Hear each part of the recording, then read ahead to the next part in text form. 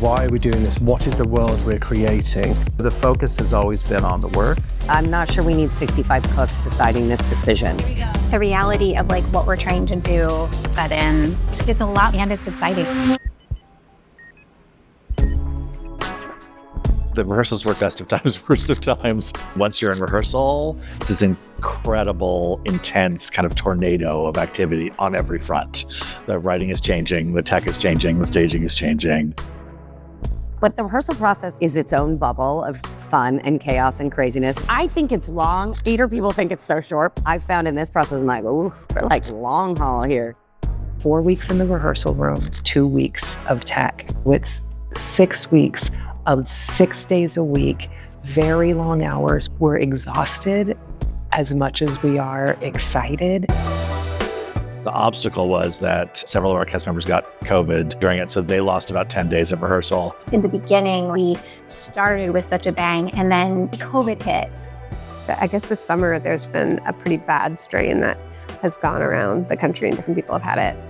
A lot of the rehearsals were masked to make sure that it didn't go wider than that. So it was definitely a challenging period. We brought the understudies in faster than we had planned to. They've been busy. They're the hardest working people in show business this week. First couple days were really, really intense. We came in 2 days earlier than anticipated, and I was actually filling in all 3 of my roles. So it has been a really incredible challenge to my craft.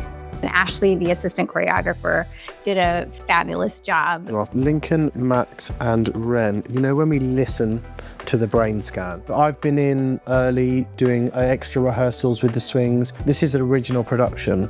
So I was trying to catch up some of the swings on some numbers without the original actors having created it yet. I've been a swing so many times in my life and a cover and a dance captain. It's a really thrilling and wonderful job, actually. You have to do your due diligence, do your work, learn your stuff, make sure you're on it. If you do the work, it is rewarding. My name is Sarah Kaplan and I'm the production script assistant. I kind of help facilitate all the revisions that are made on Kate's end. It's a new musical, so we're constantly changing things.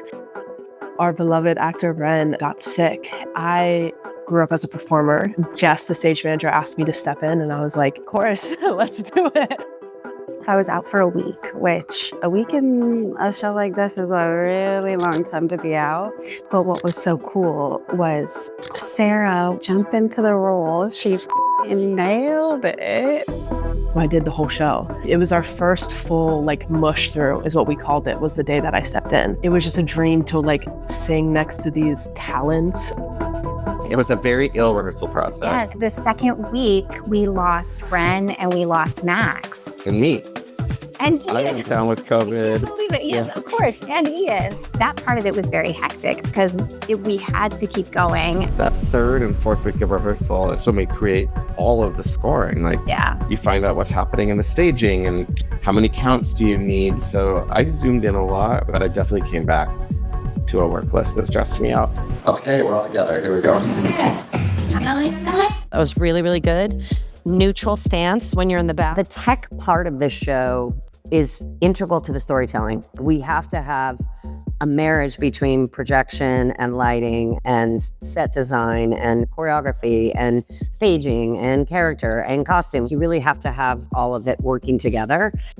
You guys good? Ready? Yeah, here we go. The first thing that Chris brought to me was he said, I think that this piece could be performed in a 25-foot square, that all the main action happens in this square.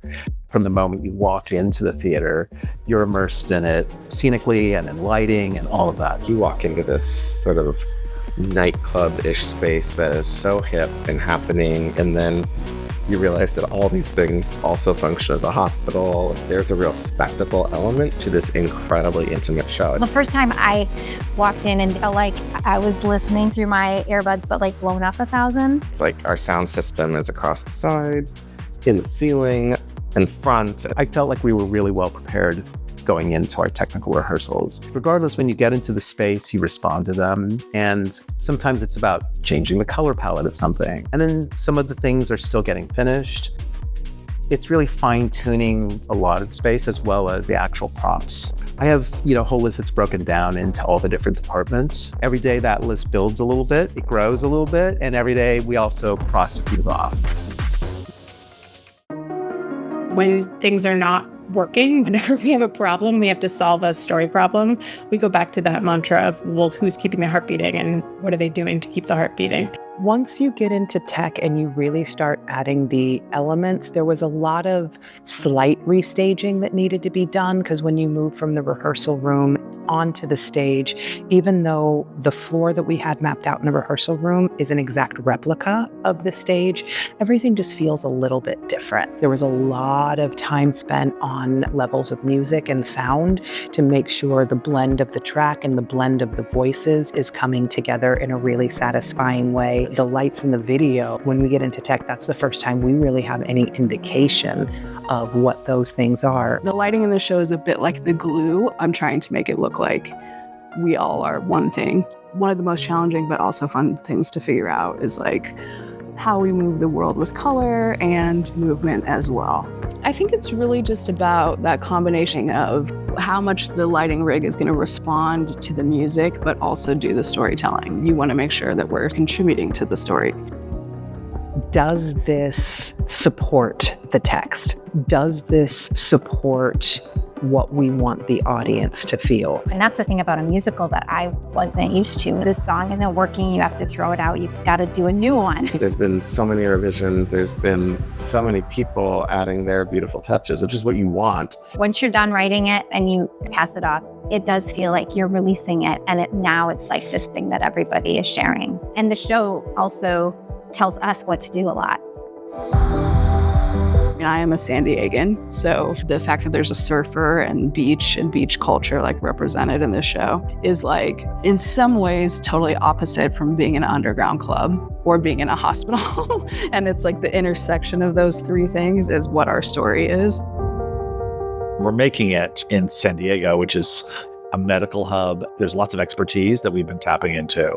You know, doctors and medical consultants have been talking to us a lot about, how to get it right for what the process is, what happens in the day in a life of an ER. They're giving us details about what's on our computer monitors. That's where we're getting our critiques, and we're taking them. We've been blown away by how accurate people have told us it is and how real the conversations that people are having feel to them. People love a medical drama. Why not make a musical of one? Chris had wanted these gloves to be incorporated in the end of the show. Okay, we identified places where people could be putting on the gloves, and then the gloves were too small and the hands were sweaty, and then they were just stressed out, and then they couldn't do the stuff. And I was just like, oh my God, this is Glovegate 2025.